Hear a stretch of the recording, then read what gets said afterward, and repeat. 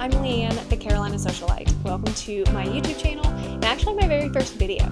So today I'm going to talk to you about everything that you need to sew your first swimsuit.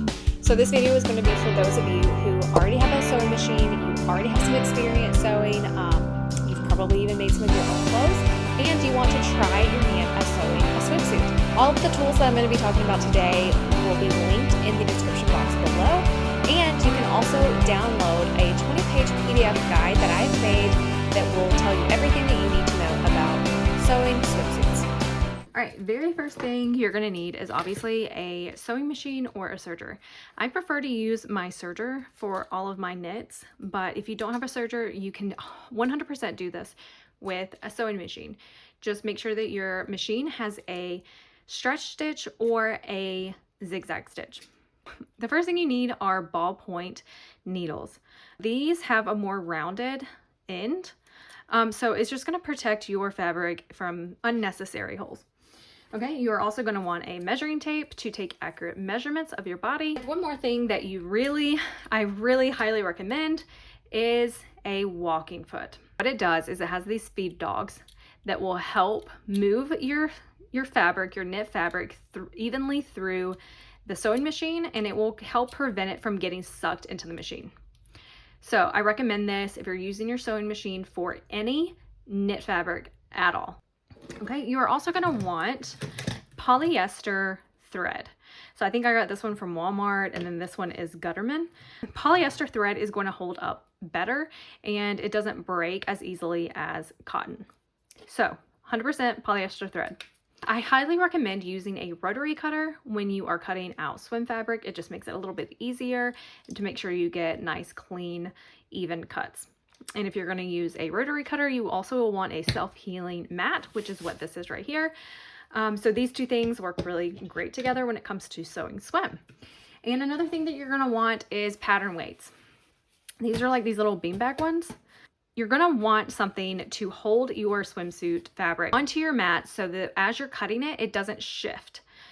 If your fabric shifts while you're cutting it out, then it could not fit you as well. I do not recommend using pins when you're sewing your swim. The pins are going to leave holes in your fabric, so I recommend using clips. Another thing that you're going to need is elastic. So you can use swim elastic. That's what this is. Swim elastic is going to last longer. It can withstand the chlorine in pools a lot better than just normal elastic. So if you don't have swim elastic, it is okay to use just regular elastic. It's just not going to last as long. But if you're sewing swim for your kids, they're probably not going to be able to wear it for, just one season anyway.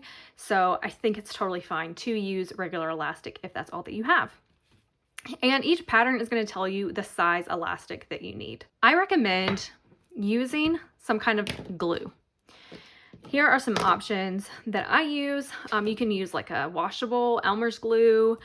You can use a glue stick. This is a washable glue pen.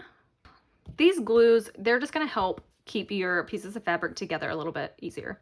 Or you can use one of my favorites, wash away hem tape, and it will keep your pieces together. Okay, you'll also need marking tools.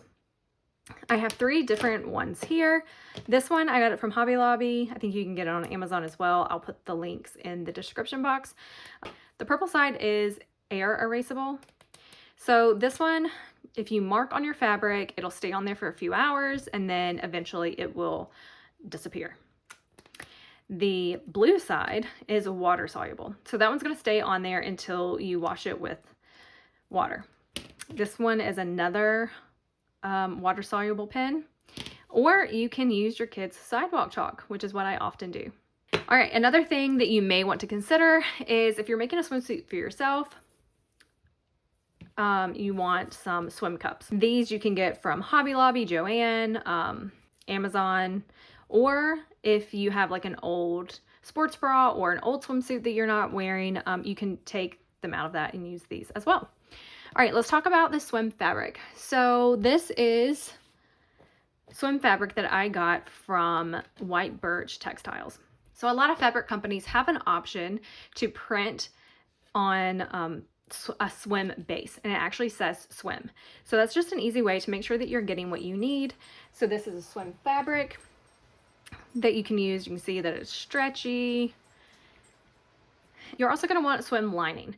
This lining I got from Jack's Fabrics, and it is absolutely dreamy. I love this fabric. It's very soft, such good quality. So you're going to want a swim lining, or if you don't have swim lining, you can also just double up and use your main swim fabric as your lining. That's totally fine to do, but I prefer using swim lining because it's actually a lot cheaper. So it can just take you a little bit further. Okay, and if you're doing swimsuits for your son or for your husband, I recommend Boardshort. This is Boardshort material. It's woven from Maddie and Ken's Textiles.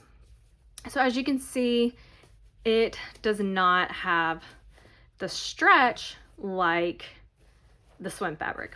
So this is Boardshort material. Just make sure you check your patterns. Usually if you find a pattern for board shorts, it's going to be for this material. They also have stretch board short material as well. So just make sure that you get the appropriate fabric that's recommended for the pattern. Thank you for joining me for the Carolina Socialite's very first YouTube video. If you want more sewing content and videos and tutorials, please like and subscribe below, and we'll see you next time.